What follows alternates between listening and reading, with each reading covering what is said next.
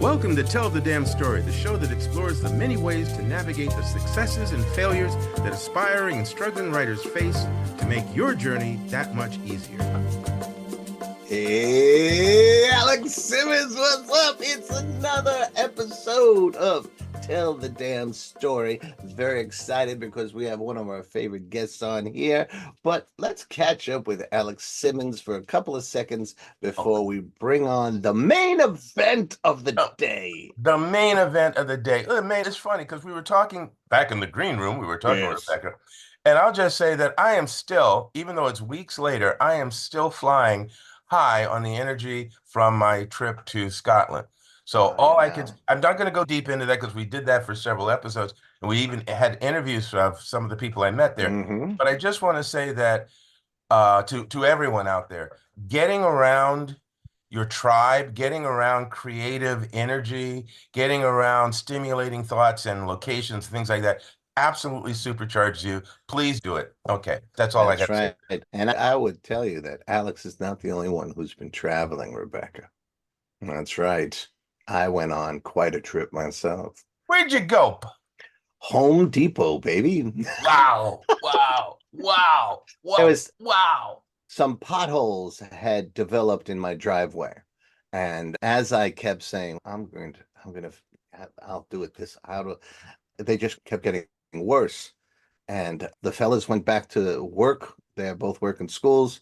So they were gone all day. His boys. And on Friday, Tina works all day. Glorious. So it was a perfect time. It was perfect. And the weather was forecasted to be maybe 7 minutes of rain the whole weekend. That was it. So this is perfect time. I went to Home Depot and I went to YouTube and I watched several videos on how to fix those potholes in the driveway. Very different than a street pothole. And then I went and got the materials recommended. Of course, the number one recommendation, no longer carried by that company. So I had to get some other stuff. And I got clothes that I didn't care about. And I did everything that was needed to do. And I ran out, didn't buy enough. So back to Home Depot, bought more, all that, got it all done. Set up the empty cans so my kids wouldn't drive into the driveway. Felt very accomplished. Yes. Got up around 4:30 Saturday morning. It was already raining. They said it would rain for 7 minutes around 7 to 9 o'clock p.m. It rained from 4:30 in the morning on and off until about 4:30 this morning. So yeah, fantastic. Midday, there was a little break, and I said, all right, they could see the clouds gathering. And I said, okay, because I'm a genius, I'm going to throw a tarp over it, and it won't get wet. Did not work. So it's a brilliant blue sky today and supposedly for the next several days. And that was our Bob Villa segment for the show. No, I think it ties in to one of the great gifts of Rebecca Cuthbert. I almost called you by the name of a former student of mine. Rebecca does a fantastic job on this kind of human story when she does social media. And if you stay around to the end, that's the reward you'll get. Yes, but a very effective methodology. I just loved how I failed so gloriously at fixing. But this is how Rebecca has managed to keep her fan base, her audience, the people out there who are watching and following, keeping them engrossed, engaged, and entertained. So yes, we will give you a peek into that. Thank you, Rebecca. Hopefully she'll talk a little bit about the balance it offers. So stay tuned for that. But first, now, it's time, ladies and gentlemen. About a year and a half ago, I think we had Rebecca. Can I do one thing first? Sure. Hi, Rebecca. Okay. Hi, Rebecca. Guys. How are you? Having me back. I'm still going to do the lead up to introduce. You can do that too. Yeah, I just wanted to be able to say something in the first 4 minutes. So it was, last holiday season, maybe last fall, where we knew each other, Rebecca, and I don't know if you were on before this project happened, but I contacted her and said, some that you had actually said on Facebook, so it ties into the end. And I realized that you were the perfect person to write an idea that had been haunting me for a while. And you were I thought you were a better fit than I was for this. So I pitched this idea and you ran with it, and the results was, is it back here somewhere? We'll find it. It Creep usually This is. Way, ladies and gentlemen, How to Become a Horror Author. And it has proven to be the little book that can, it's around there somewhere. There it is. There you go. Beautiful. Creep this way. Yeah, Creep This Way, yeah. How to Become a Horror Author. Thank you, Rebecca, for And sharing that with us. and it has proven to be, for you and I, to be the little engine that could. I do a little bit of promo, a little bit of marketing on it. There's soon to be more coming, but it has consistently made us a little bit of money every month, and it's getting out there. So let's start there. Then we're going to talk about some of your other books. What's the update on Creep This Way? Okay. So recently, and Chris and I talk a lot. Recently, in one of our By the way, Rebecca, I'm sorry. One more thing. There are probably maybe one or two people on the planet who don't know who the heck you are. So could you just give us a little bit of a little peek at the bio there or something to that effect? Sure. I got into the sort of horror writing, dark fiction world a couple years ago, and I have been making friends and enjoying myself ever since. I have 2 books out right now in memory of exoskeletons, which is a poetry collection, and that's out with Alien Buddha Press. And I also have Creep This Way out with Seamus and Nunzio Productions. That's Chris is our editor and publisher extraordinaire on that one. And I have a book coming out in less than a month. It's called Self-Made Monsters, and that is a collection of feminist horror. It's a hybrid collection, so there are a few poems and short stories in it. I've got a children's book coming out in November, and then I've got some other books coming out next year and in 2026 and in 2027. I'm a busy lady. I teach creative writing at SUNY Fredonia, so the State University of New York at Fredonia.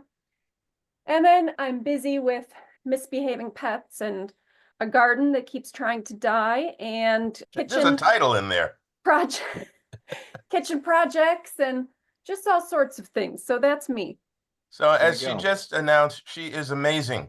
Okay, so thank you. All right. So let's go through as many of those as we can. We'll go not quite rapid fire, but updates on Creep you were just talking about. Creep This Way, How to Become a Horror Writer. Yeah, so it's funny, not haha funny, but we wrote this book, and I say we because Chris and I collaborated the whole time. It was like 1 or 2 chapters a week. We're just getting tossed back and forth between us, kids playing catch. So it was write and edit and revise and edit. And we worked on that solid for 3 months. It was like October to December of 23, and then it came out in January of this year. And we realized a month or 2 ago when we were chatting that we had all sorts of updates already. We thought we might as well put in some updates. We might as well add them in. And there was some other material that we wanted to include last time, and we just didn't quite have the time to work it in. Yeah. So we have all of this bonus material now. So we have update chapters, bonus materials, we have reference materials, we have a little glossary of terms. Yeah. And we're adding all of that in. So we have an updated deluxe version coming out very soon. Yes. And so that'll be expanded, and that's coming out. We don't have an exact date yet, but that's the next thing on the to-do list. There is something else to talk about, Creep. As a non-participant in this extravaganza, I'm just curious, that's coming out in a new form of that book, or are you going to give us a workbook? It's a new form of the same book. However, if people buy this book, there's a link they can go to for a little bit of a workbook bonus. Cool Links beans. to my website. A couple exercises and that kind of stuff. Yeah. Cool we have played around with the idea of the workbook, and we'll see. It might require some more conversation. But the expanded edition, more fun, more information. I think it's going to be the same great price. So more bang for your buck, but we'll see. There was a nomination for a Creep as well, yes? Yes, that was great. The Sinister Scoop is a media outlet. They do book reviews. They do news in the horror world. Kat Valor and Tasha Reynolds run that. And they decided that they were going to put together some indie book awards for the horror community. So another opportunity. We all know that we have the Bram Stoker Awards, and of course we all dream of those, but they wanted to give us another opportunity. So they put together the Golden Scoop Awards. And they had trophies and everything, and it was all public votes. And Creep got nominated for the horror adjacent category. Right. That was the miscellaneous category. There were things like novellas and anthologies and short story collections. And we didn't win, but we were very happy to be nominated. There you go. It's good to get noticed. Speaking of getting noticed, your very first published book, In Memory of Exoskeletons, which is a book of poetry, actually did win a prize. Can you talk to us about that? Tell us a little bit about Exo, and then let's talk about the prize. What's funny is that I feel like both of my published books so far came out accidentally or not quite planned, right? Because with Creep, Chris messaged me on an October morning and said, "Hey, what do you think? Let's write a book." And I said, "Okay." And literally out of left field. yeah. And then I had to go teach that morning. And all I was thinking about was, I got to write chapter 1. But anyway, so for Exoskeletons, there's this pretty lady. Great cover. Great all my post-its, because that's my reading copy. Over the pandemic lockdown, I really got back into writing again, which I talk about in Creep. The pandemic gave me a chance to go back to something that I wanted to do that got lost for me in the shuffle. Because I do have an MFA in fiction from West Virginia University. And I always wanted to be a writer, but for close to 20 years, that just got crowded out by other things. And I would dabble here and there, but I didn't make it a huge part of my life until about 2020. And so in that time frame, I really started submitting again. I went from submitting maybe 2 things a year to, I think in 2021, it was something like 56. So to go from 2 to 56, that's pretty good. Yeah. And one of the submissions opportunities I saw posted online was a poetry chapbook competition. And I hope I'm not wrong. I think it was Mausoleum Press, and they're in the UK. Yes, Mausoleum Press's 2022 chapbook contest. I saw that on Twitter, and I was just submitting everything. And I'm not a poet by rights or title, but I had several poems that I had written over the last probably 10 years. A few of them had been published here and there.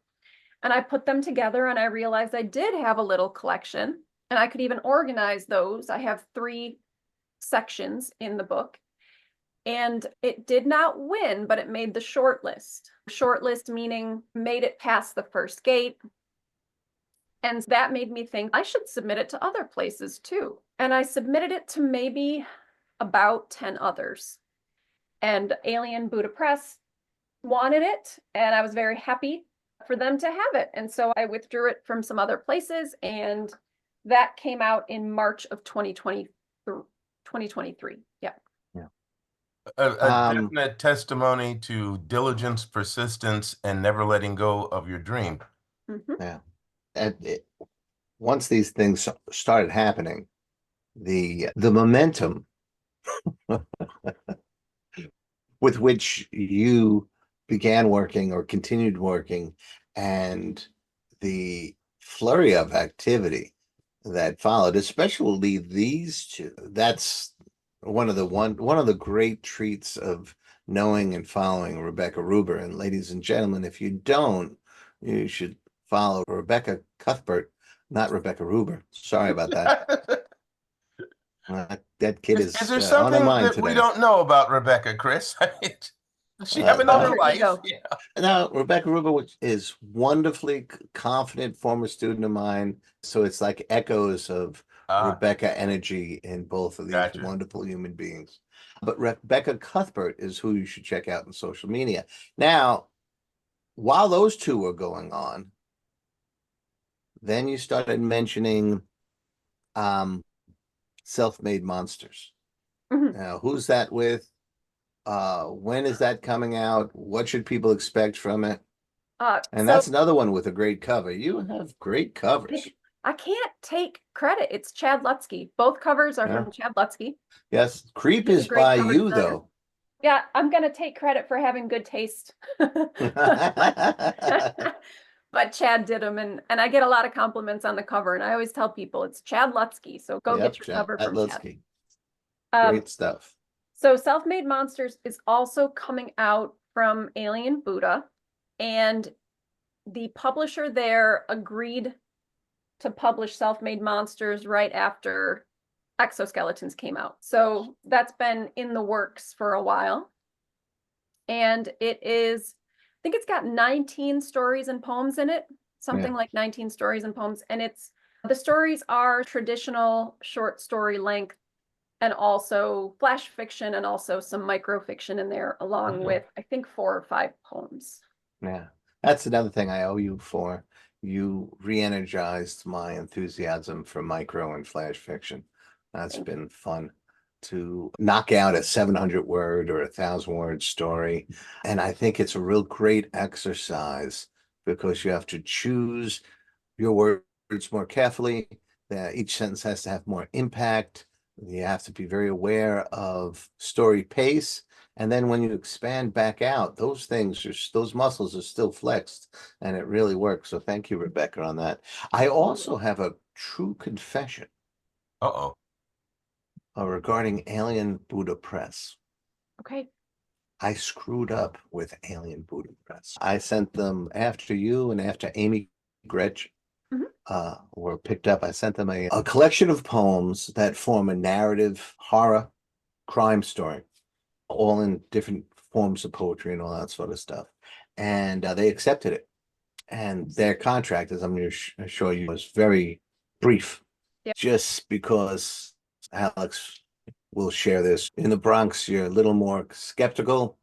So I sent them a bunch of questions about, is this covered? Is that covered? Is this covered? And their response was, you're a little too intense for us, buddy. I screwed it up.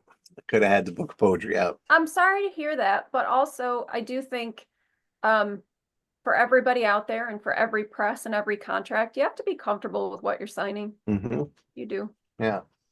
So And, that's not a screw up. That's just a mismatch, I think. Yeah, it was probably Cool. a mismatch. Nice.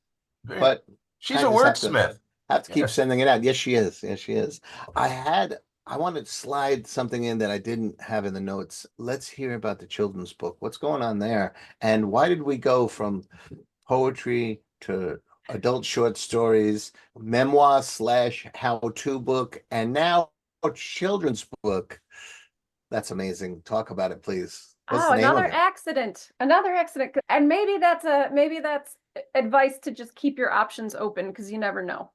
I don't want to ever say, oh, I won't do that because next week I might do that. Right. I have trouble sleeping sometimes. Okay. Yeah. And I'll be very tired at 11 and falling asleep on the couch. And then I go to bed and I just lie there and stare at the ceiling until 3 a.m. What's going on in your brain when that's happening? Yep. My beagle is snoring next to me in those moments. And because she likes to put her head right next to me on the pillow. But often those hours are full of just anxiety. Okay. It's my brain being anxious. But for whatever reason, one night I got this weird phrase, I guess I'll call it a phrase in my head. And it was way down deep where the puddlers dwell, or down in the dark deep where the puddlers dwell.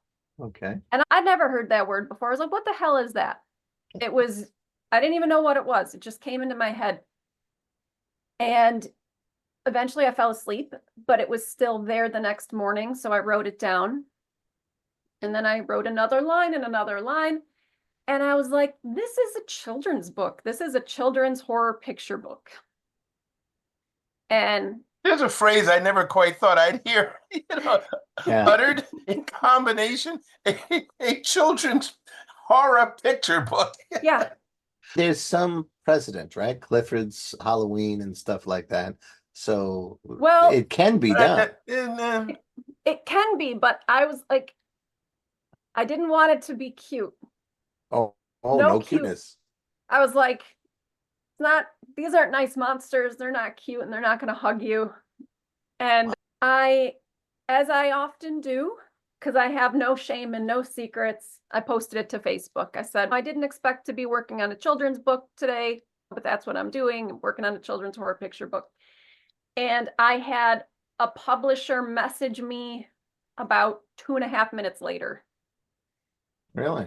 And say, hey, I have been wanting to get into children's horror picture books.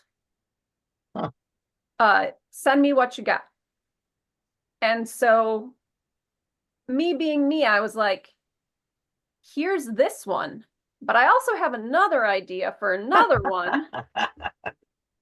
Because one idea always leads to another idea. And it's also when you're pitching a company, it's always great to have a couple of things on the plate. That's the worst thing when you pitch something and they're like, what else have you got? And if your pockets are empty, that's an awkward exit. But yeah. I had bulging pockets because soon I was like, wait, I got 4 ideas. And one book turned into a 4-book contract. Wow, fantastic. And, congratulations. And who's that with? That is with AEA Press. Okay. And so, and I'm trying to sell them on 2 more because I got 2 more ideas, but they're not written yet. So if I have it my way, and I don't know that I will, because who knows what the future will hold, it'll be like a 6-book little mini series. Cool. Yeah. Same characters, different characters? All different. Okay. They're all different and all horror themed, some more horrific than others. But we needed an illustrator because that is not a talent I have in any way. And so I was shocked by that statement, weren't you, Alex? We found I, something that I hear nothing. Rebecca says she can't do. What is that? Okay, go ahead. Stick figures. Whenever I draw something on the board, my students always crack up because sometimes I have an analogy I got to put up there. But right, sure. We thought, we investigated some avenues, and then I thought of a past student of mine. Mm-hmm. She came through my creative writing class years ago. That's great. But her art was just perfect, like her style. She does creepy illustrations. And she graduated from Fredonia as an illustration and animation major. Okay. And her name is Dakota Markart. And we were still friends on Facebook. So I messaged her and said, this is what we're doing. Are you interested? And luckily she said yes. She can do almost any style. Oh, and cool. Jason's the publisher there. Okay. So Jason and I knew that we wanted Hanna-Barbera 1960s artwork. Oh my goodness. So if you all remember Scooby-Doo. How can you not? Scooby-Doo, when you had those beautiful, like hand-painted backdrops. Yeah, they're like almost for the old Scooby-Doo. Just so gorgeous. Like I'm obsessed with them. And so we said, this is what we want.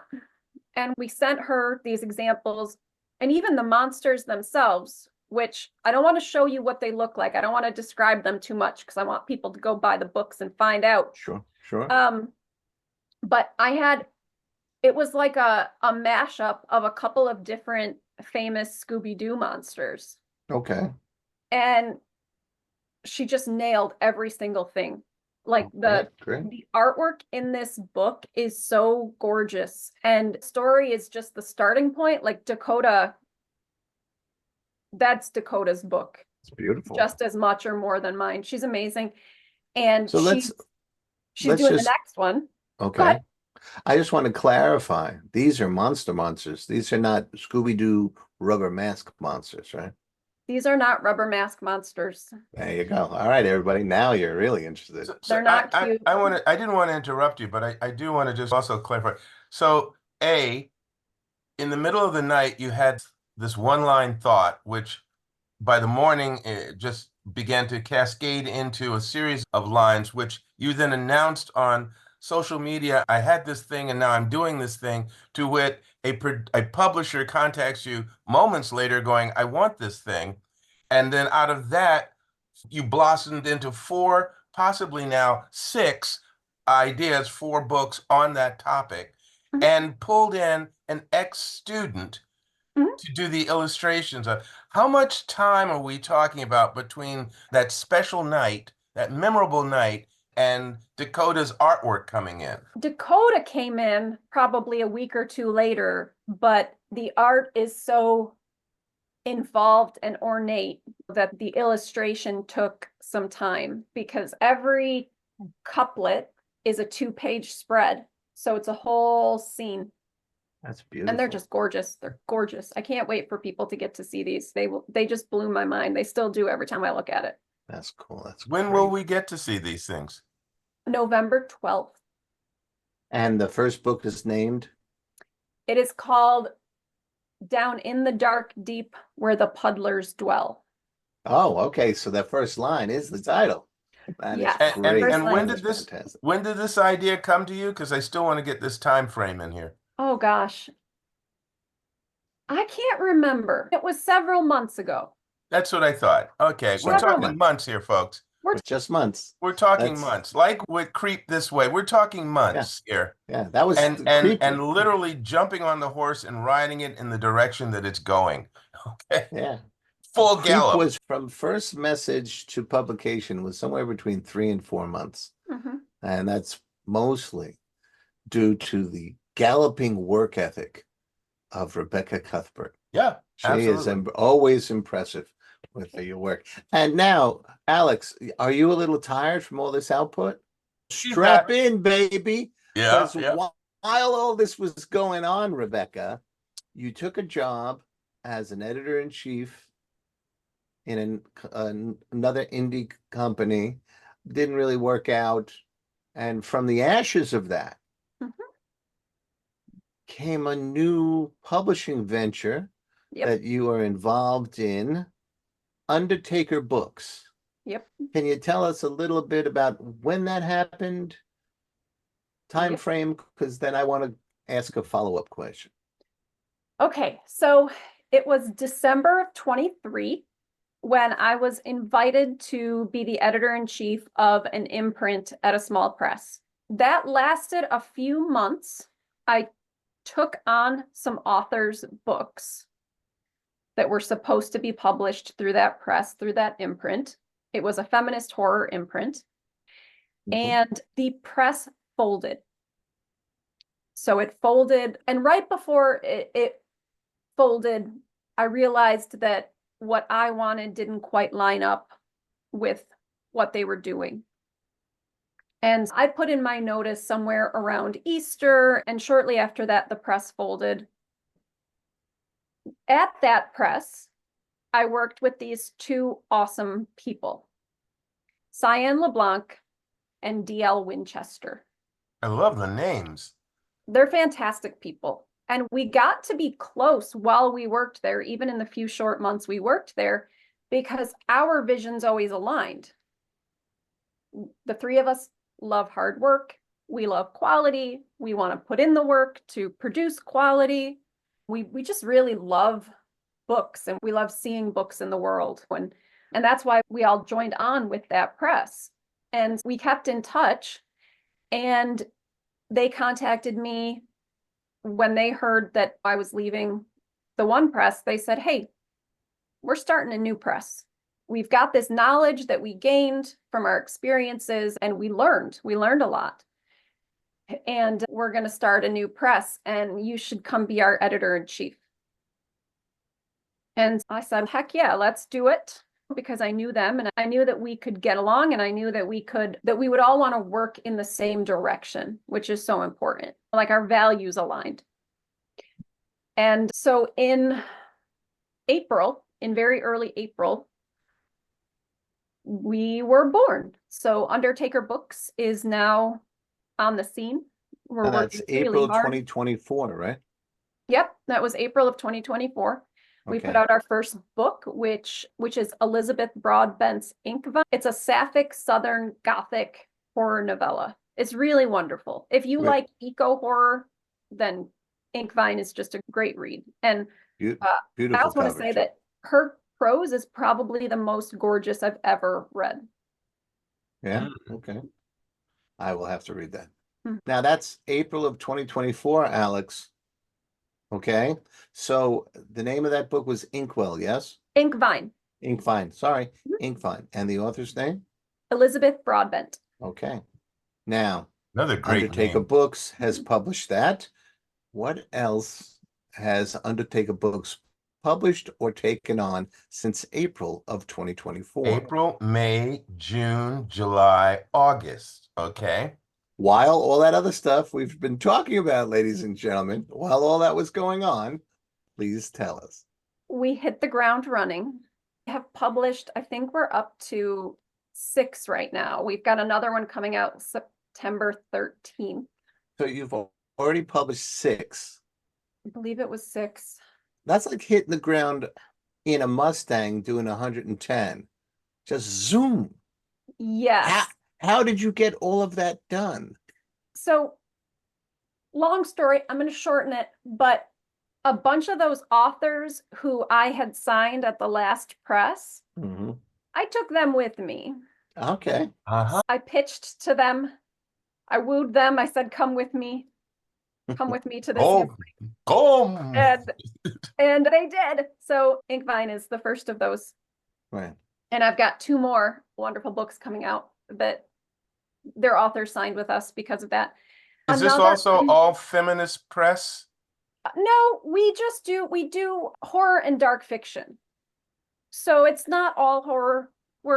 We've got some thrillers, we'll do dark fantasy, we do a lot of different genres. It's just a theme of dark at the press. And is it only women? No, authors? nope. We want to publish everybody. We want to publish a lot of diverse voices. We want to give authors a chance who might not otherwise get one. So we're really excited. We have authors lined up into 2026. We've got about a book a month coming out. And it's a really great mix of debut authors and then some pretty well-known ones. And I still don't know how we got them, but we did. The Robert Ottone situation. We have Robert Otone's. So we were able to reprint his Bram Stoker award-winning book, The Triangle, which is a YA cosmic adventure book. Yep. And its sequel, The Deep. So we packaged both of those together into a deluxe edition, a new foreword, a new afterword, brand new custom cover art.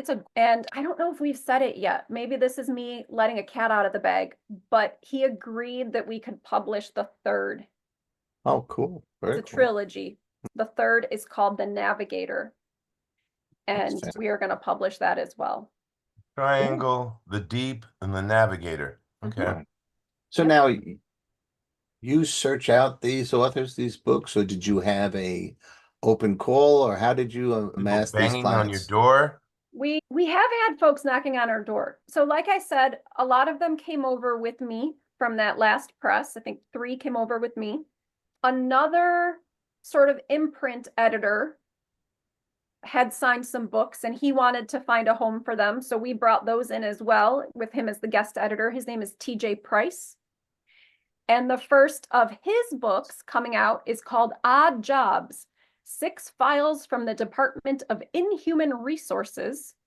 And that is an all-star lineup. It's an anthology of novelettes, really. These are more than short stories. You've got Carson Winter, Caleb Stevens, Ivy Grimes, Christy Nogle, Ai Zhang. It's just this amazing lineup. And and Eric McHatton. There's 6 of them. And that's coming out on the 13th. And we're so excited about that one. And those, again, this is an opportunity that kind of fell in our laps. And we said, of course we want to publish Christy Noble. Of course we want to publish. Sure. We've got them coming up. We also, if you don't know Elizabeth Broadbent, you are missing out. She has become one of my bestest friends. And she is the prettiest little steamroller you're ever going to meet. She is this tiny blonde Southern lady. And she's already the boss of me. So we signed several people because she went and told them they should sign with us. Then she came to us and said, you need to sign this person. So she's been matchmaking us, and I can't even announce who she got for us. I can't wait. I will tell you that when I found out this person was willing to write a new novella for us, I fell out of my chair. Wow. All right, we look forward to falling out of our chair when you're ready to tell us that. Wow. Am I right? Elizabeth Broadbent? Elizabeth Broadbent. Does she officially work for Undertaker, or is she just No, but she might as well. Yeah, she's one of our house authors, though, because we loved Inkvine so much that we signed her for 6 more books. So she's the author of Inkvine, and she is the author of Inkvine, and she's 6 more books, and yep. she's a matchmaker. And she's a matchmaker, and she's got 98 Sabers, which is 98 Sabers. Her new book. It's called 98 Sabers, like the sword. And that's coming out in November. And I'm like, this is my new favorite book. I'm in the middle of editing it. And I'm like, this is my new favorite book. And it's Southern Gothic. And it's got ghosts and family drama and so much more. I thought that's what she was threatening everybody with, all those weapons. But she doesn't have to. We all just do what she wants. I'm going to have to look her up and see if I'm following her. She's fantastic. If not, she sounds like someone to know. And maybe when 98 Sabers, when is that expected to come out? That's November. All right. So yeah, maybe we can have both of you on so we can experience. That would be fun. The steamroller. She's my blonde Southern counterpart, and I am her brunette. Raven-haired. From the north. Raven. Yeah. Yes. So who in Undertaker Books, who makes up Undertaker Books? It's yourself? And as far as official? Yes. So officially, I'm the editor-in-chief. Right. Then we've got our president and associate editor, and that is DL Winchester. Okay. By the way, fun trivia, DL used to be a mortician. Fantastic. He is a retired thus the name Undertaker mortician, Books. thus the name. That's great.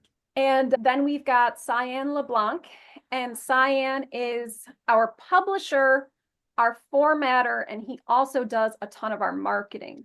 Wow. Okay. Because you guys do have fantastic marketing.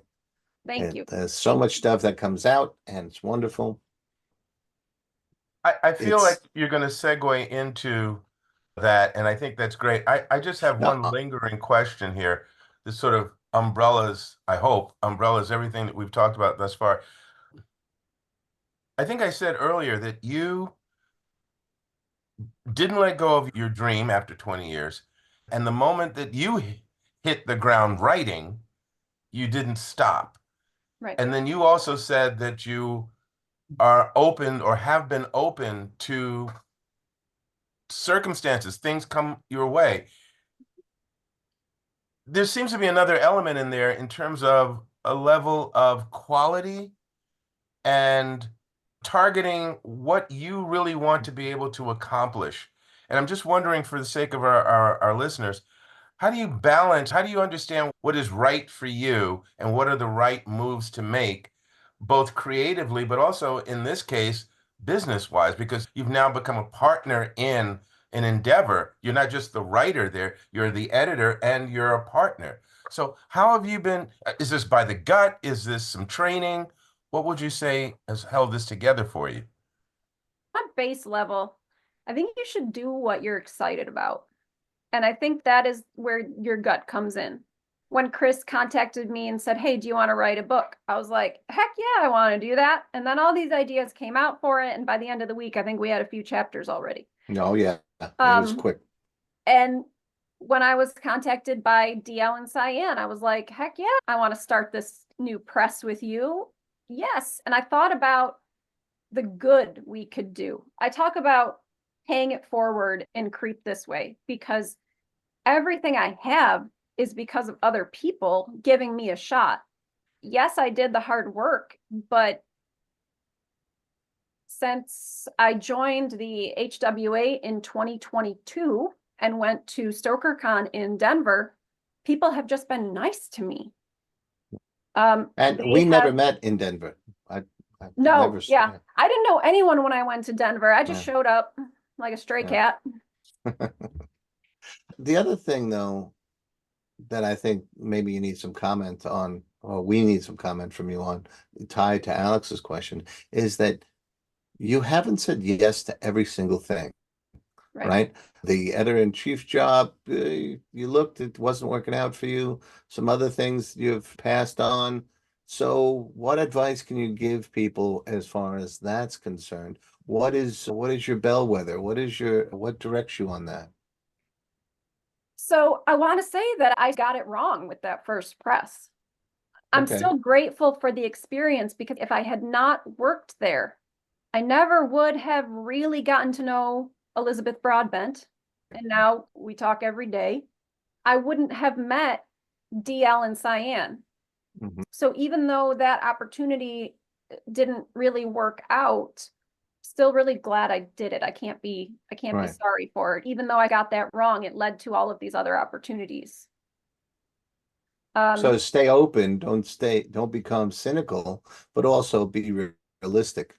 I Yeah. know this is not working out, but move forward. Yeah. And just learn from what you do. Even if something isn't great, it can be one step closer to doing what you do want to do. I have a novella that I abandoned because it wasn't working out. I didn't know why, it just wasn't working out. One day I'm in the middle of teaching my students and I stopped, and they're used to this. So they're used to me doing stuff like this. I stopped and I said, that's why my novella isn't working. That protagonist is boring as hell. She is boring. So anyway, I haven't gone back to her. I will. Her name's Danny. I'm sorry, Danny. I'm going to come back to you. But I had abandoned that one and I started another novella. And that one I did finish, and I do love that one. And that one is going to come out in 2026. But the point is, I had the abandoned novella called Aberration. And then I wrote a novella that I think is pretty good. So it's like I learned from this one to write this one, and I'll go back to that one when I have time, if that ever happens. Yeah. Sometimes you have to give it time. Yep. I had a YA novel almost completely done. I only had to finish a harrowing scene that would lead to the climax of the book.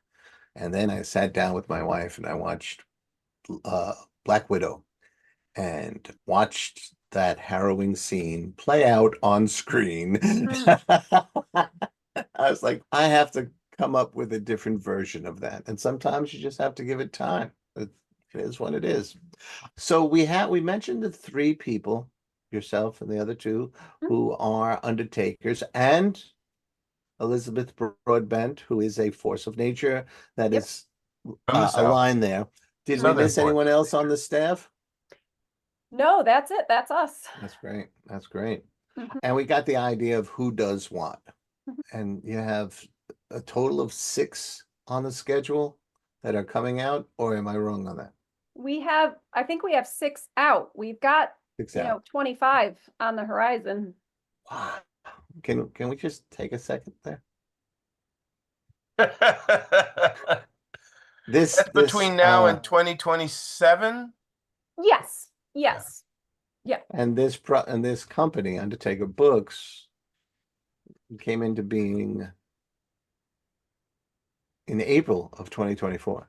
Officially, yes. Though Cyan and DL had been doing a lot of research in the months prior to that. Okay, research into business financing, stuff, but yeah, financing. DL already knew a lot about legal stuff because he used to deal with funeral contracts every week in his past life. But they did a ton of research. Pardon? Interesting turn of phrase. Yep. In his past life. We're talking horror and supernatural and dark forces here. Okay. And Undertaker. Yeah, okay. right. Yep. But we're trying to. No, go ahead. No, go ahead. Well, that you were talking about him. He does the contracts and. Yep. And you do editing. I do the editing, and DL does editing as well. And we are in an editing partnership where every single book that comes through Undertaker is getting both of our edits on it. Sure. Because he always catches things that I miss and vice versa. Sure, So yeah. if he takes lead on a book, that means he does the developmental editing and he does the line editing, and then I come through and I do the proofreading. Yeah. And if I take the lead on a book, it's the same thing. I'll Right. do developmental line editing, and then he comes through and he gives it a proofread at the end. It's a beautiful thing because you know that Seamus and Nunzio is a one-man band, and I put the arm on different people to help out, but it's having an extra set of eyes and having feedback, I think would make it a stronger thing, but that's not what that entity is going to be for a while. It is what it is. Again, the thing that fascinates me is that I'm hesitant to ask about it because it can be uncomfortable or whatever, or not really a fair question or whatever. But from April 2024, and you now have, with being published and in the production line, you have 25 books. And I know the financial investment that Just Creep took, or the Soul Scream anthology. Each volume of that takes a financial investment on it for me. Is one of the reasons that my company is as limited as it is because the financing is limited. So Yeah. 25, how did you handle, if you don't mind me asking? And I don't mind at all. I don't mind at all. How do you handle the finances? So we are sharing that burden right now. Wow, that's a huge investment. We really do, like, genuinely, you know, hey guys, I got this cover art. Hey guys, I've got that ISBN, because you have to pay for each ISBN. Oh, yeah. We keep careful notes, and we're keeping careful tally. And of course, we hope that we will be able to pay ourselves back someday for our investments. But the biggest investment is time. Oh, yeah. You know, and that's, wow, do these books take time? Because we refuse to put out garbage. And I was wrong. We have 7 books out, not 6. Okay. I forgot the anthology.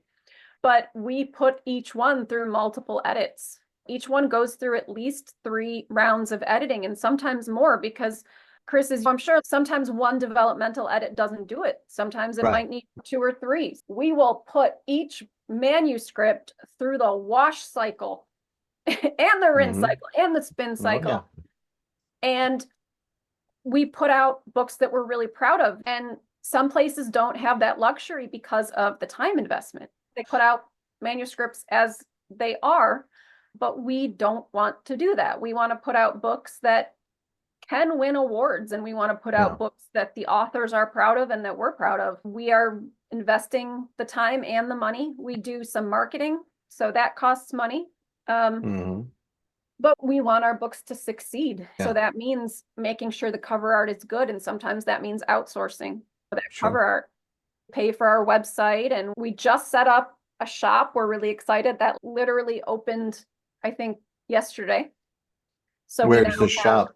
Yep, we have a shop. You can see it connected to our website. So we've got that set up through Shopify. Yeah. Yep. You can buy books directly from us. And that will expand, and we now have the capability to do pre-sales of paperbacks. And so we're figuring things out as we go. We're learning a lot, but it is a case of 3 heads being better than one. We had a meeting just a couple of nights ago, but because we get along and because we have the same values, we don't argue. Somebody will propose something, give us the pitch, and usually we agree. So we have a policy at Undertaker, which is everybody says yes or it's a no. That's great. No one is allowed to pull rank, even though that's 3 heads, right? 3 heads. The boys do all the hard work. I want to say that. They do all I don't know about technology and contracts and marketing. That's their department, and they're fabulous at it. But if we want to publish a book, like, we'll bring that to the group. And I think I'm going to mention this in our updating of Creep, but one of the things that I wished for last year was I wish that I could do for debut authors what has been done for me. I wish that I could give people their break. And just one of our maybe our most recent author signing that we just announced it. His name is Ed Downs. Mhm. And I met Ed at a workshop in West Virginia in March that I went to with Michael Nost. Okay. And it was a novel workshop. So we all got the first like 50 pages of one another's novels in progress. And Ed's novel called Frozen Echoes, it like blew me away on a story level, and the prose was gorgeous. And I just thought, oh my gosh, this is a beautiful book. And so once we were on our feet, I messaged Ed and I was like, is that still available? And he said, it is, but it's at some other publishers. And so I begged him to let us publish it. And he said yes, but I couldn't make that offer to him until I had gone to Cyan and DL and pitched why this book was so freaking great. And What was that pitch like? to them, Yeah. it usually starts with me saying, guys, I love this thing. Just hear me out. And I told them that like the story, it's dual protagonists in the absolute extreme climates of the world. So you've got like the Arctic, and then you've got a steamy jungle, and it's action adventure, it's drama, it's horror, it's sci-fi, it is everything. And I don't know how Ed made this plot work, because if you just thought about its elements, you would think there's no way that would work. That just doesn't go together. But oh my gosh, is it fantastic. And is taking the lead on that editing, because I told Ed, I was like, I wish I could be the lead editor on this, but it is set for publication in the spring of next year. And that is right when I will be trying to finish up the semester with all of the grading and all of the things. And so I will certainly jump in for a proofreading round, but DL is going to take the lead on Frozen Echoes. You also provide for us a segue, and that is to gently remind the audience that Rebecca Cuthbert has a day job, and it's not folding napkins.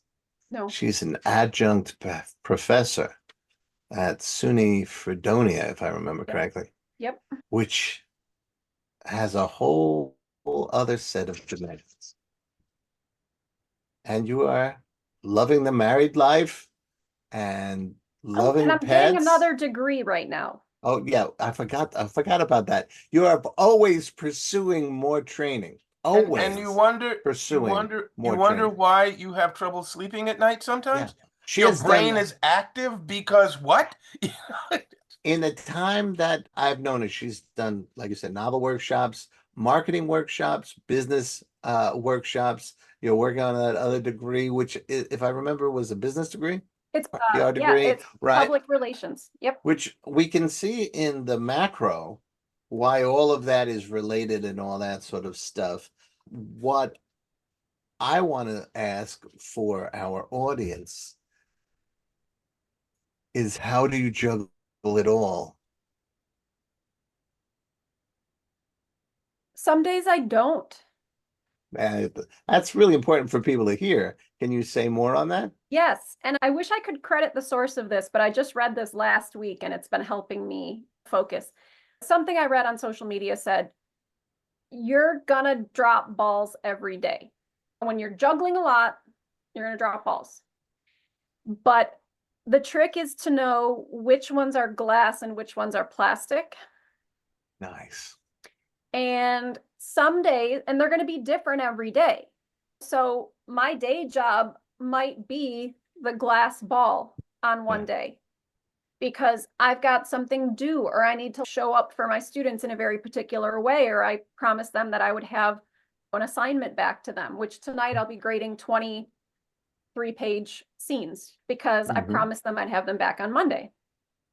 And then other days, Undertaker Books is the glass ball because I've got an edit due to remain on schedule. And I like to be ahead of schedule on edits because you never know what's going to happen with those.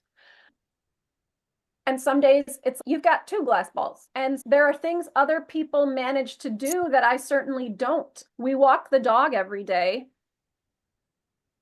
I don't exercise. I'm not like hitting the gym at 6 a.m. every day and like sweating it out. Like I don't exercise, and that's something that a lot of people make time for. We are childless by choice, so I don't have kids to chase around. I don't have a huge social life, but that's by preference. I like work. I like working. I like, Yeah, me too. So does Alex. yeah, I like Although he's a celebrity. socializing with a goal. Give me a meeting. Yeah, let's do a meeting. Let's do a podcast. Let's talk edits. I don't know. Yeah. So I get a lot of social interaction, but I'm not going out 3 nights a week or 4 or 5 nights a week. I'm not even going out 1 night a week most of the time. 2 quick follow-ups on juggling the glass and plastic balls. Okay, what do you allow yourself when a plastic ball drops? Realizing what absolutely has to be done helps, because it does let you relax a little bit on the other stuff. Sometimes it's not great to drop a plastic ball, and that's the thing that keeps me up at night. And some days I have to clear my schedule to deal with something important. And some days I have to let all the balls drop, because if not, I'm going to lose my mind. And that was me yesterday. And you guys know that I love my garden and I love cooking and baking and canning. And I had already defrosted all of these black raspberries, and they were sitting in the fridge waiting for me to turn them into jam. And they'd been waiting for days. And I got up and I was like, I am making jam today. And I am getting these tomatoes put away, and I'm getting these peppers cut up and put in the freezer for salsa. And I had these 3 bananas getting funky, and I was like, I got to turn them into banana bread today, or I'm going to lose those too. And and yesterday was our 10-year wedding anniversary, so we wanted to do a nice dinner anniversary. together. Thank you. And he got some blackberry jam. That's right. Yes, he did. And so yesterday I didn't work at all. I just said today I want to just spend some time in the kitchen, and that is relaxing for me. And one of the things that's very interesting about you, Rebecca, is that your relaxations are just other kind of work. Yes. It's always creating. Blackberry jam is a creation, whatever those things are going on. I will jump in very quickly and just say also, when we do things that are not intensive in terms of our creativity, doesn't mean something isn't going on in the back of the mind, that we've freed our minds up to work on that, almost like they're lying on the couch with a pen and paper, just making notes. But we're involved in, like you say, jam making. For me, it's washing dishes sometimes and things like that. Chris likes to clean the house. I do, because you're focused on either doing battle with the dog with the vacuum or whatever, and then in the back of your mind, the project I'm working on now came out of talking to my wife about, we're eventually going to talk about some women's issue. And there was something that she hated about the way some men will treat women. Oh, you look so much better with a smile, in particular, was one of the paraphrases from her. And a whole story came out of that I sent to an anthology. But while doing the vacuuming and all that stuff, I think scrubbing the bathroom or whatever, I realized it just the whole history of that character. And it's going to be a novel project. We've all seen like Unforgiven, one last stand of the cowboy, or Logan, one last stand of the superhero. We never get that in like a werewolf story. And in particular, this character showed up female werewolf, basically because of the conversation I had with my wife. And all these scenes came out of while you're cleaning. So yes, blackberry jam, whatever it is for you, for anybody out there, those other projects are so key to the creative process. I have one more follow-up question. And I needed to bring to also the fact that the clock. We're taking time. Very quickly, how do you keep all of these projects, all of these balls, whatever, organized? I know you write notebooks. Do you have a master list somewhere? What works for you? People always want to know what system other people use. So I will say that I wish I were more organized than I am. I keep a planner and I keep to-do lists in my planner. So if there's something I know I need to get done on a certain day, I will write that down. I also have to-do lists written all over, and I ask for help when I need it, because often I don't remember things and I have a notoriously bad memory, and often ask DL and Cyan, what do you guys need from me first, so that I can make sure I'm doing that for them. My husband has a very good memory. Do we have anything to do this weekend, or can I do a podcast? And that's where, and I drop balls. I do, because I know I have too much going on. And I know that I'm in some ways a masochist. I have not yet chosen to simplify my life. And I might never choose that. Well, the results are hard to argue with. Thanks. Now, it's an awkward segue, but I want to segue into our on-ramp to the reward we've promised people throughout the episode. But there's this one thing that kind of is tied to that, but separate. You are a presence on social media, and that we will promise we will get to. But recently, you wrote about some problems that exist for women, especially on author panels at conventions and at public appearances. And I thought it was important for us to talk about that. So can we discuss both of those? Sure. And what you do to try and help decrease such behavior? Okay, so that particular post that I wrote recently came from conversations I had with women about going to conventions and being on panels and doing workshops. And I heard from a ton of women who, and one particular story, and I won't share the names here because it's not my story to share, but a friend of mine talked about being on a panel, and one of the fellow panelists shut her down at every turn, touched her without invitation, kept touching her, which is a problem unto itself, but just interrupted her, cut her off, patronized her if he did let her speak. And this is someone who's very accomplished. She has things to say. And of course she has things to say, or she wouldn't have been invited on the panel.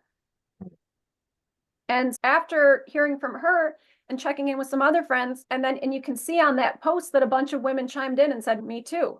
It is something that so many women have dealt with, at least in this writing community that we're a part of, and I've seen it myself when I've been an audience member at these places, that the women on the panel just don't get a chance to share their thoughts. If I can expand the question, what would you advise, or what would you suggest if you're the person on the panel that it's happening to, or if you're on a panel adjacent to someone who it's happening to, and then what if you're in the audience watching? What can people do of any gender to try and help that situation? I'm glad you said that, because I do think it's going to be a group effort. If the culture of that is going to change, because it is a culture of shutting women down, that is our culture as a whole, right? But in this particular situation with women on panels who are not getting a chance to speak, the person who is getting shut down can say loudly, "Excuse me, I wasn't done with my point." It's going to take a bit of being assertive, and that's not something that we're all always comfortable with, especially when we're a guest somewhere. We feel like we have to be polite above everything else, which screw that. If you're being interrupted, it is fair game to interrupt that other person, speak louder, put your hand up and say you weren't done. Okay, and how about if you're in the audience If you are in the Oh. audience and you notice this happening, because maybe the other person isn't so comfortable raising their voice, you can raise your hand and you can say, excuse me, I wanted to hear the rest of what Susan had to say. There you go. She got cut off. Right. I'd like to hear what she meant. And that phrasing doesn't condemn or accuse. It gives that person an opportunity to adjust the foul behavior. Yep. Which is because that person should be thinking at least, oops. Also, not all of them are going to, but also you mentioned, and I'm not trying to cut you off. Also, you mentioned that if another panelist is aware of this, Yep. that can be their opportunity to support the person who's being shut down. And I also believe that it's also the job of the moderator, because that's what a moderator's there for, is to make sure that there's fair discourse. And it's not out of the world of possibility that the moderator is doing the shutdown. Right. So especially if they didn't approve of someone who was on. So it's a community effort to make sure everybody with the gets organizers of the event, by the way. Yeah. Because they need to communicate to the moderators what their job is. They don't always do that. So if you are organizing an event and you have moderators that are working with you, you can tell them what you expect and what you want. And you can say, if this happens, do this. If this happens, do this.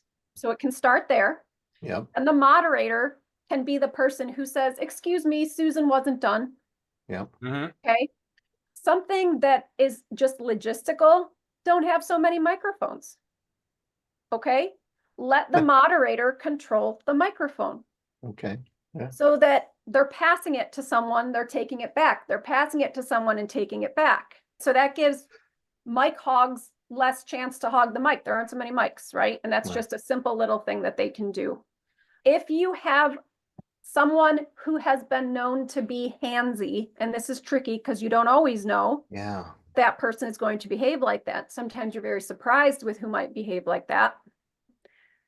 And whether you're just more outspoken than another person, maybe you are a man who can be a feminist in that moment with us, sit between them. Okay. Good idea.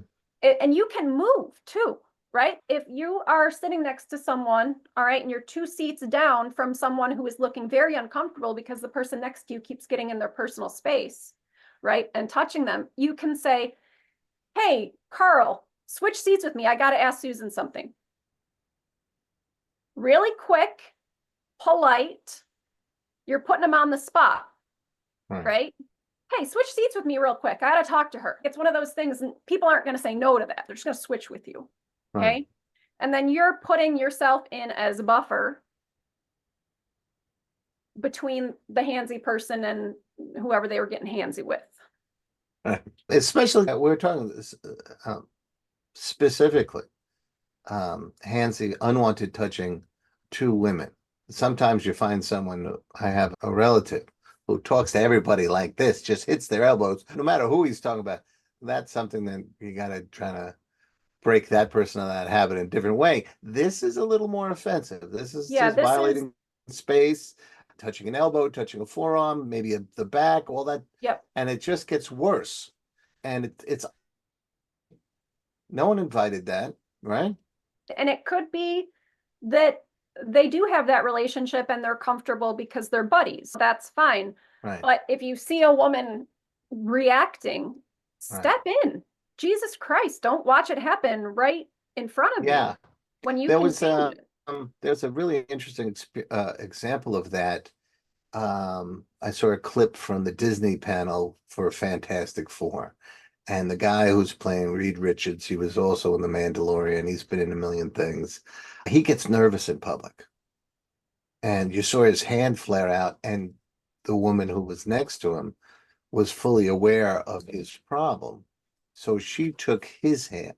And that kind of thing, it was very clear that both were welcoming that touching. Yep. But it's equally clear most times when it's unwelcome, the stiffening up, the moving, and the body language. And anything that people can do in this community or any other community to minimize that. Yep.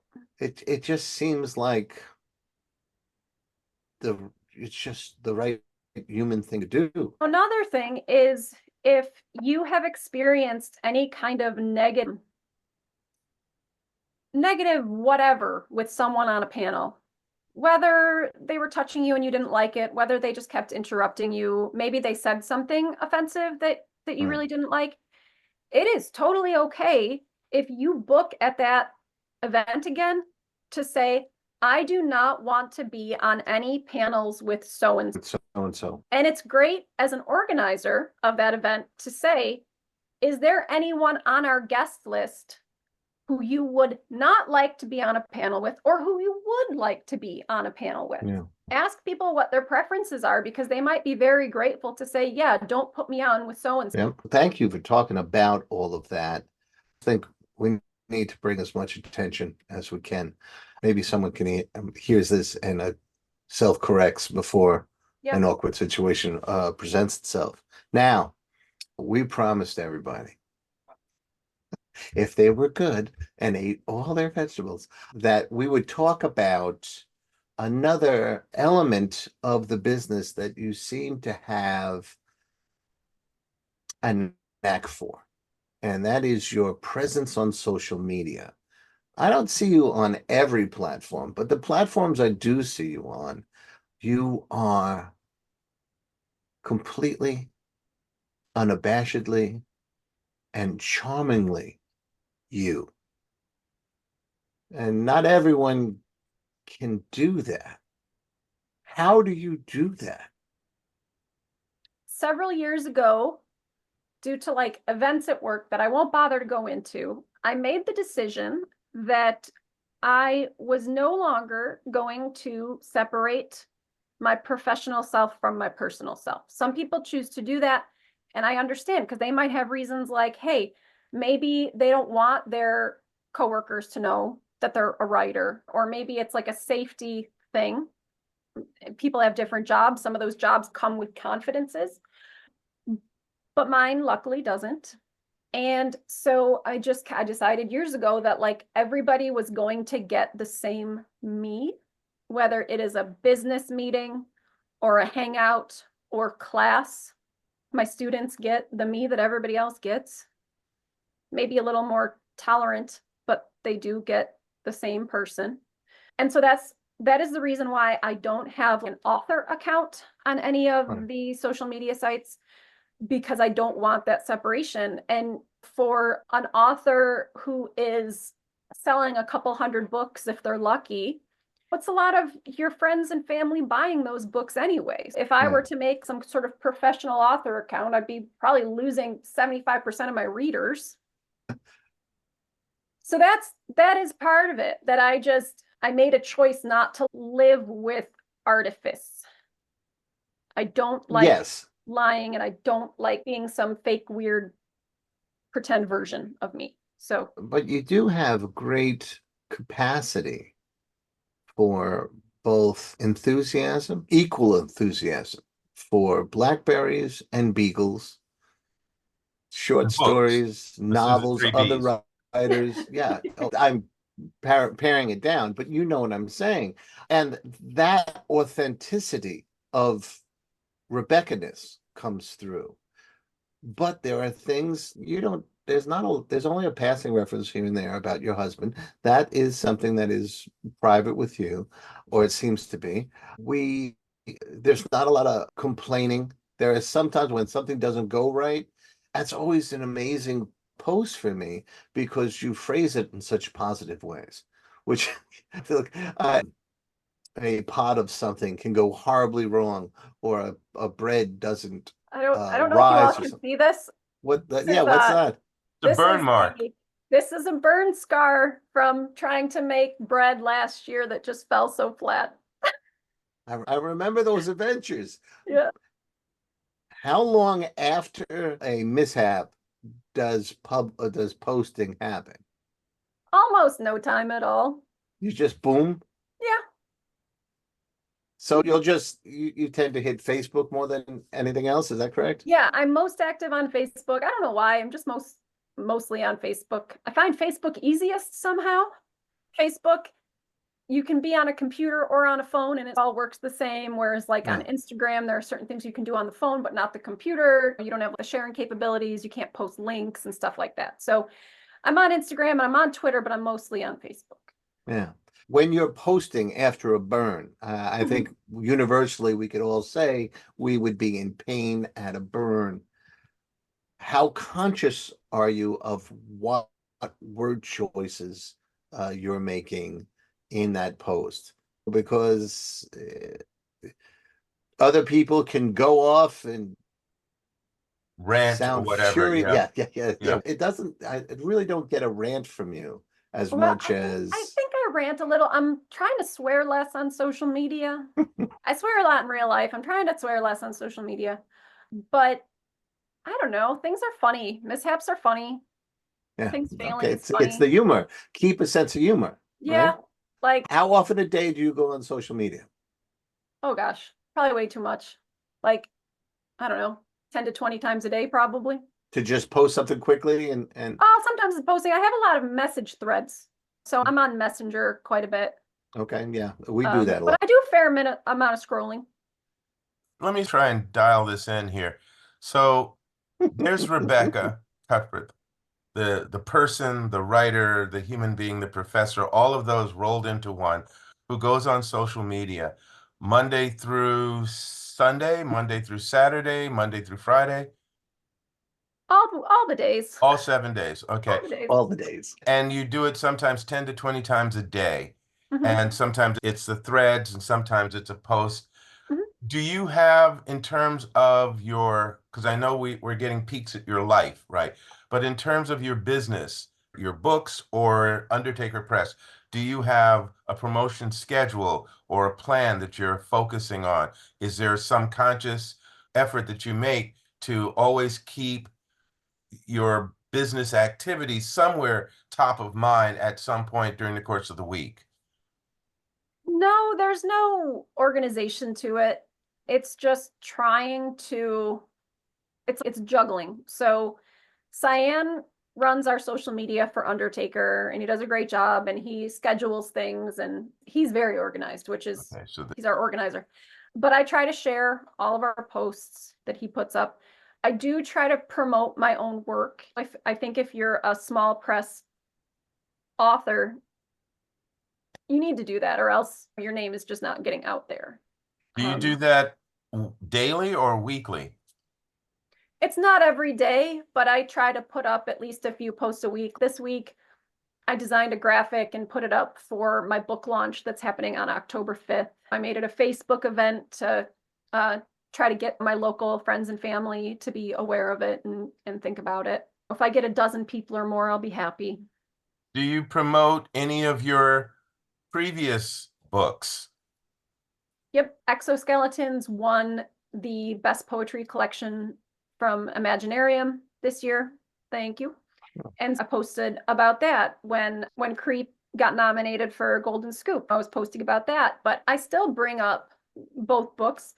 Chris was saying that somehow this is the little book that could, because we are still, for the ebook version, we're within the top 100 in some different categories, which is amazing because Amazon has millions of books on it. Right. And we are holding at like 48, 52, whatever. Every once in a while it pops back up and then comes down, but yeah. And so sometimes I just want to say thank you to people because obviously they're still reading our little book. And I try to get reviews. Reviews are super helpful to authors. So I'll post saying, hey, if you haven't had a chance, please review this. An ebook version of In Memory of Exoskeletons just got put out through Undertaker. There was no ebook through Alien Buddha Press. We put that out in ebook form, and that has a new cover. So I was posting about that. So yeah, I'm always posting about my books, those coming up, those that are already out there when there's news on them or when I'm trying to give them a little push or a little bump. Do you pay any attention to the analytics? No. I like the way you responded to that. Like I said, I'm not organized enough with that stuff. And And I know that I could be better at marketing. There are things I want to learn about marketing. I'm trying to be an advocate for myself. I'm putting the review requests out there, and I've gotten some nice invitations, this being one of them today. Thank you. So I think that there's a way to do it better than I'm doing it, surely, but the effort's there at least. So what Chris was responding to earlier at the very beginning and in the green room in terms of his enthusiasm for what you do on social media is really your authenticity. Yeah. And the fact that because of that authenticity, and that, as you said, there's only one Rebecca Cuthbert, one version of her that the world's going to see, anything's fair game as long as it's an authentic part of your life. Yep. And that keeps you armed with content that you can put out there and not feel like, oh, I'm faking it, or oh, I've got to make this piece and it's got to look cool there. No, I can respond to blueberry jam or Burns or books. Yes, yes. Blueberries, Burns, or books. Yes. Okay, there we go. I'm going to put that on a t-shirt. Yes, and there are authors and you see them do this stuff and I'm like, it's cool that they do that, but I would feel so silly. You know, I would never do some of the things like, I'm not on TikTok. I'm not I'm not doing like elaborate videos of myself running around. I'm not doing like photo shoots. I'm not like lip syncing to songs or Bon Jovi? Oh, okay. like, Another B. like I know that's recommended, you know, that like little videos are recommended, do this, do that.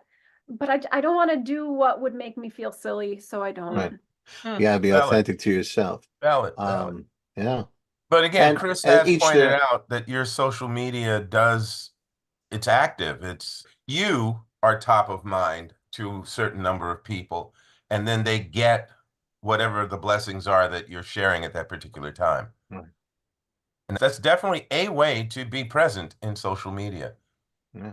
Yeah, I don't think it can be all one or the other. My friends don't just want to get my book promotions. You know what I mean? It's Athena, the beagle, who's sleeping behind me on the spare bed. Like, she's up there, the cat's up there, the garden, what's going on in the kitchen, just what I'm working on, whatever.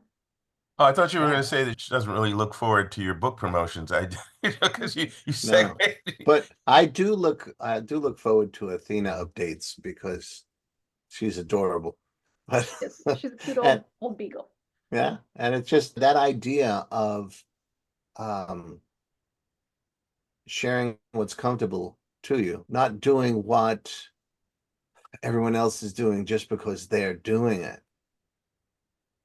That makes all the difference. You are not Omar Holman, who is another guest of ours, and when he goes on, he's part of one of the founding members of Black Nerd Problems. And one of the things he does really is enthusiastically discuss some element or some character in comic books, sometimes TV shows, sometimes anime, but he pulls in his championship spoken word slam type skills, his sense of humor, but also the love of whatever he's talking about comes out, and that's his authenticity. Damon Manx has become this daily music question, but he's so enthusiastic and just deliriously happy about doing it that it becomes authentic for him. It doesn't necessarily have anything to do with whatever book he's writing or whatever. He has plenty of that too. But that whole idea of finding what's authentic for you and sharing that as opposed to hoeing that or pimping that, right? It's about authentically sharing. Sometimes you get someone and it doesn't feel real. And I wind up not following those people. So I think that's the advice we're leaving people with, was find out what's real for you. Yeah, and be authentic and be enthusiastic about it in as genuine a way as possible. Yeah. I think that's really great. I think we're going to have to really, I have to put together like a menu of all the things that you do that we've covered here today. Because we start with you starting to write in 2020. And now you're a mogul. So there you go. And you've already built with partnerships an empire. So it's definitely a lot of energy, enthusiasm, passion, commitment, a commitment to not only your own artistry, but also to the quality of your artistry and the artistry of the work of others that you work with. I think that there's quite a list of accomplishments here. And well, Alex, if you remember, that was the pitch. When I pitched you, we need to interview Rebecca. She goes, "What's she doing now?" I said, "Oh, a lot." everything. I was like, "She's doing a lot. You got to see all, And next week we'll talk about all of her baking skills. The whole idea is Rebecca's Kitchen, Cuthbert's Kitchen. Yes. Oh, that's that. You know, a cookbook's coming. Yeah, I gotta write that down. From the Haunted Gardens. Cooking with Rebecca Cuthbert. Yeah, definitely coming. But the whole idea here is to present an opportunity for you to share all your enthusiasms, as hopefully as a way to inspire everyone to recognize and feel re-energized about their own, because we all get down on it. We all get the doubt. We all get that the editor on the shoulder saying, "Hey, you suck," and to be confirmed that no, it's okay to love all this stuff and to be our own selves, I think is very helpful, and it's hopefully a bit of medicine for people who need it out there. So that's why I wanted Rebecca on here. Thank you, Rebecca. Yeah. Yes. Really, and of course, without saying it, but I will say it, you'll be back. Oh, yeah. Sure, I would love to. Yes. Okay. Chris, anything you want to say in terms of fond farewells? Just again, we'll probably talk sometime in the next couple of days, Rebecca, but thank you for coming on, and everybody check out Rebecca's stuff. Go to undertakerbooks.com. That's correct. That's a beautiful website. Thank you. That's all Cyan. Cyan's a designer too. He's just good at everything. So. I might have to coach you about Cyan because I am missing a website. But yeah. But everyone check out Rebecca's stuff and follow her on social media and just enjoy the enthusiasm. What is your social media handle? On Facebook, I'm just Rebecca Cuthbert, just my name. I am Rebecca Cuthbert Writes. On Instagram, I am at Rebecca J. Cuth. On Twitter, and my name right now is Rebecca is a 1938 Gothic novel. On X, Twitter? On X, yeah, on Twitter. Yeah. And I'm on Threads too, but I forget to post on Threads a lot. I forget about Threads a lot. But and then my website is just RebeccaCuthbert.com. There you go. Thank you. And you also have UndertakerBooks.com. And UndertakerBooks.com. Yep. Bless you, old boy. Bless you. All right. So thank you, and thanks everybody for listening. And Alex, what do you got to say, sir? Goodbye. There you go. Take care, Always everybody. To be with you, Rebecca. Again, thanks for spending time with us. Peace, everybody. Thank you both.